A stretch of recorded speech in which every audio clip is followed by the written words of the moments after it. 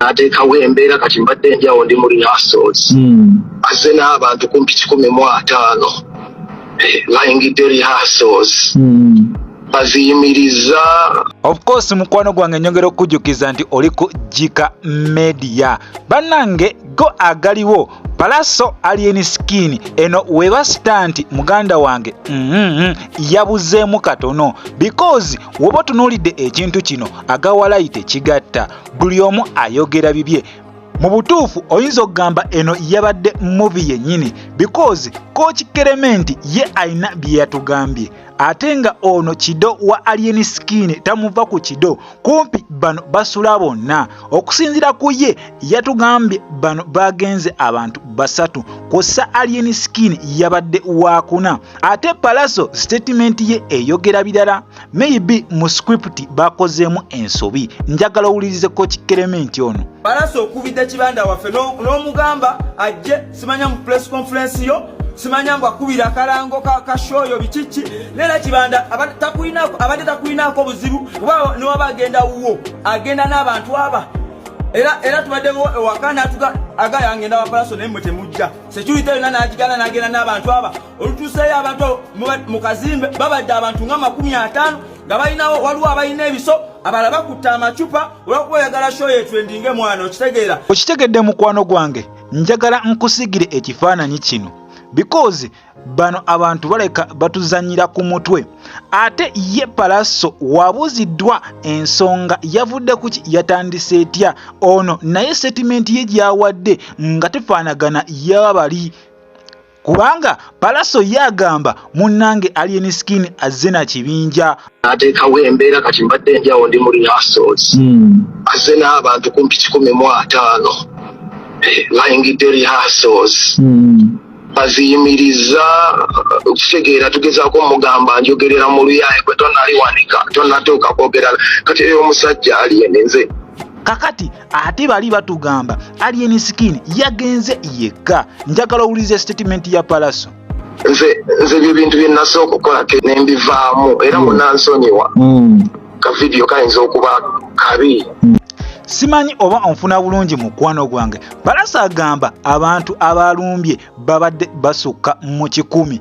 Golaba kisoboka abantu 10 bonna nga bagenze ne Alien Skin wabula ne baleka Palaso nakuba Alien Skin ng'omwana omuto nga tukimanyi bulungi wana mu bayimbi betuyina Alien Skin muganda wange ye muntu gw'otagenda kusangaawo olinnyeko ogende kakati mbutufu wentunuulira ebintu bino tebigatta.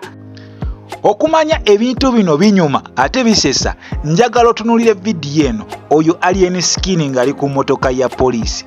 Njagala omulabe engeri gye yabuuse ku motoka eno n'abuukako nga yambadde bulungi enkofiira ye ate nga tukimanyi bulungi abantu ng'abo batera okubateeka wansi eri wabula ono yabuuse ku motoka wabula tewali musirikale yenna yamuwondedde olwabuuseeko bonna batunudde butunuzi ate tujjukire emabegakaawo ono yakwatibwako era abapoliisi balinga kumpi 10 balambirira be bamuliko nga bamunywezezza empale essaati buli kimu nga bakikutte obutasobola kubanga ate abaddukako kakati lwaki wano yabadde atudde nga mulangira lwaki yabadde atudde nga mulangira ku kabangali okitegeera kyokka Alien Skin yennyini wabuuziddwa ku nsonga zino naye amaliriza agamba ekintu kimu oyo mwana mulenzi tugende tumuwagire mu kivulu kye ekya Love Fest kiregeeza this is a good stunt naye yabuzeemu eraga nnyo nti stunt okintu kyabuzeemuko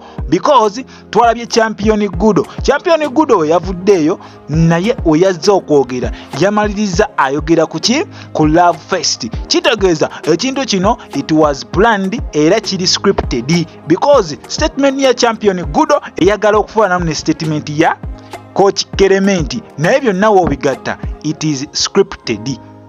Buno kampe mwana kamba ya sambo 5 gwe Palaso mwana gwe bebeleso ku kibanda ebyekisiru kibanda omwisa kulagira akakuluko byekisiru ko kibanda agenda n'abantu agenze n'abantu babiri akimanyi oli 5 we ate mwe mubadingiringa ate nomagala kutta kibanda afwe mu mwana ati gwe Palaso kyengugamba gwe akakuluko kayinza n'obutabeerayo boy. Eyo gy'owulidde awo ye statement ya Champion Gudo wabula n'omukulu penge munnange gye yasinzidde naye alina kyayogedde ku nsonga eno era kayongerezeeko oba kakasa kye mbagamba. Ladies and gentlemen, oba gentlemen, mu Uganda omuntu asinga ekiguli bamuyita alien skin. Palaso okukuba alien skin oluyi eyo gye bayita stanti salida namuzisa tosobola kuba alien skin ogenda. I cannot even buy that stunt. Ekisobola kukigula. No one can beat alien skin ng'okola bwoti oyoba okubye ghetto. Palaso cannot beat ghetto. Watanaba kubanga likinga, subscribe and go to my comment section obeko kyongamba. Gwempa endowooza yo olowooza eno stunt oba ebintu bino byabadde bya ddala. Nsaba Mukama Katonda abankumire mweraba.